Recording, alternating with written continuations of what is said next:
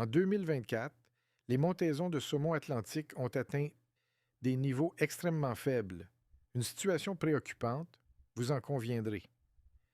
Pour agir, le ministère de l'Environnement, de la lutte contre les changements climatiques, de la faune et des parcs, le MEL-CCFP, a présenté ses intentions pour la saison de pêche 2025.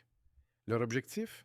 Assurer la protection des saumons tout en permettant une pêche responsable et durable.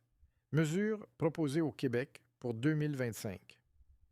Pour les grands saumons, 63 cm et plus, la remise à l'eau sera obligatoire dès le début de la saison sur des rivières bien connues, comme la Moisie, la Saint-Jean-Côte-Nord, la Natashquan et la Causapscale. À partir du 1er août, il ne sera plus possible de conserver les grands saumons, même sur les rivières habituellement admissibles. Pour les petits saumons, moins de 63 cm, même règle, tous les petits saumons devront être remis à l'eau dès le début de la saison dans les zones fauniques structurées, TFS. Cela inclut des endroits comme les EC, réserves fauniques et pourvoiries. Les régions concernées? Gaspésie, Bas-Saint-Laurent, Capitale-Nationale, Saguenay, Anticosti et une bonne partie des Côtes-Nord, y compris la rivière Kegaska en Basse-Côte-Nord. Autre modalité à connaître, le nombre de saumons qu'il est permis de capturer et de remettre à l'eau sera réduit.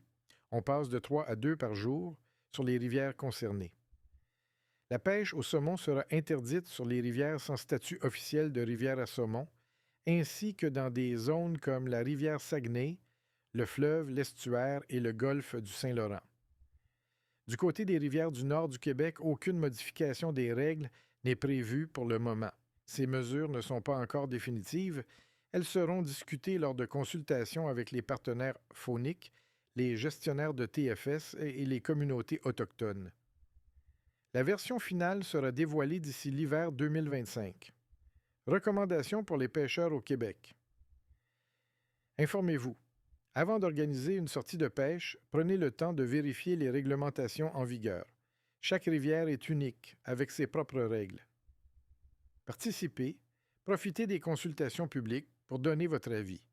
C'est votre chance de faire entendre votre voix et de contribuer aux décisions. Soyez responsables, respectez l'habitat du saumon, c'est essentiel.